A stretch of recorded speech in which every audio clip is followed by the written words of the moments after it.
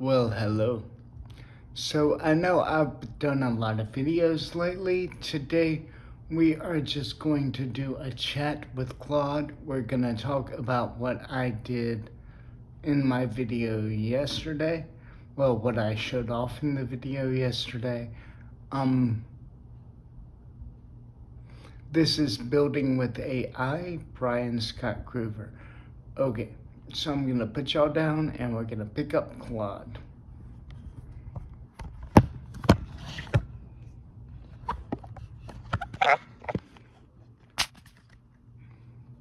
Okay. 7:17 p.m. Phone, 27 new items. Open Claude. Claude, open sidebar, button, face with tears of joy. Take your time. Reply to Claude, text field. Text field is empty. Insertion. Claude, I'm filming another video, period.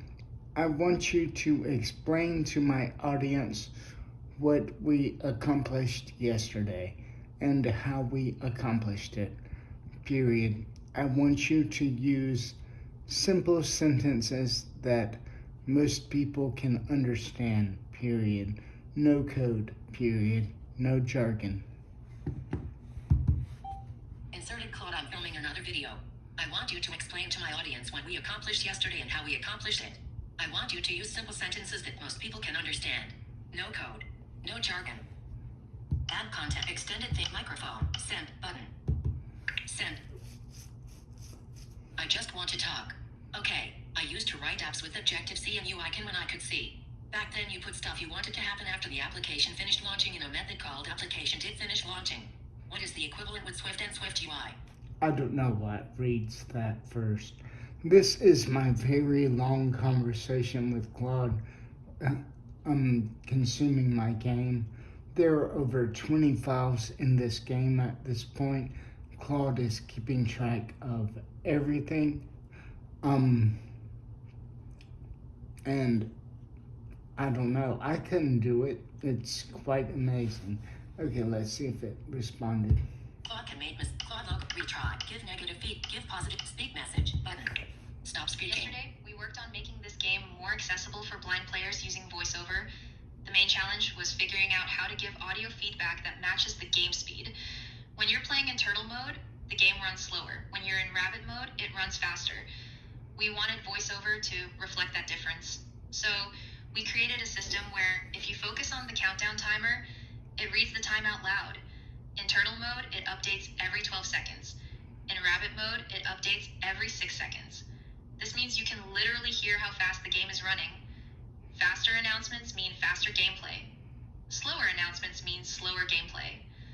The clever part is that it only reads when you're focused on it.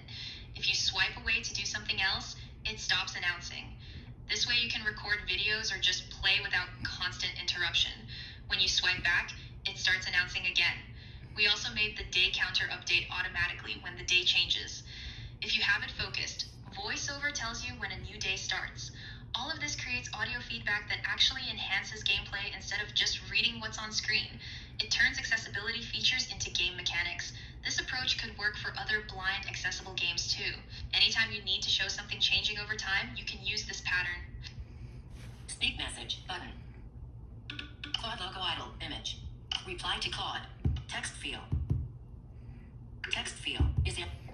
Explain in simple sentences the test mode and how we changed the game engine.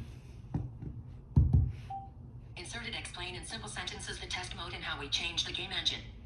Add contact. Extended think microphone. Send button. Arrow up. Image. I just want to talk. Okay, I used to write apps with Objective-C and UI when I could see. Back then you put stuff you wanted to happen after the application finished launching in a method called application did finish launching. What is the equivalent with Swift and Swift UI? So what I'm gonna do, I'm going to single tap the screen with 4 fingers and that's gonna scroll to the bottom of this screen. Claude can make mistake. Claude logo retry. Give negative. Give positive. Speak message. Button. Stop We speaking. needed a way to test features that happen later in the game without playing for hours to get there. So we created a test mode button on the title screen. When you press it, the game starts at day 89 instead of day 1. This lets us quickly test what happens when quarters change, since the second quarter starts on day 91.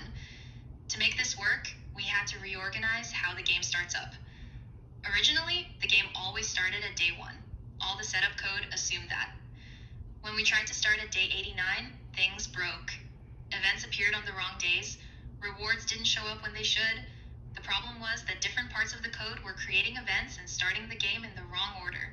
We fixed it by creating 2 new methods in the game engine. One sets up test mode specifically, the other finishes creating the game loop, and it works whether you start at day 1 or day 89. Now, all the setup happens in one place, in the right order. Events get created, companies get loaded, the game figures out what quarter you're in. Then the timer starts. This makes the code cleaner and easier to understand, and it means test mode works perfectly. Speak message button. Okay.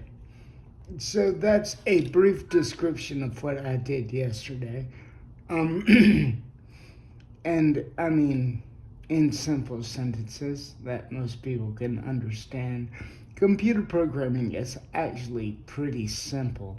And you can talk to this thing just like it's a assistant programmer. It knows what it's doing to accomplish what you want. Now, it doesn't know anything on its own, but if I tell it this is what I want the code to do, it can write the code to do that thing. And when I find a bug, I just tell it what's happening, and it figures out why. Like I said, it's keeping track of over 20 different files and what everything in those files do. Okay, so that's pretty much it. This is going to be a short video. This is an addendum to what I recorded this morning. So thank y'all for watching, and later y'all.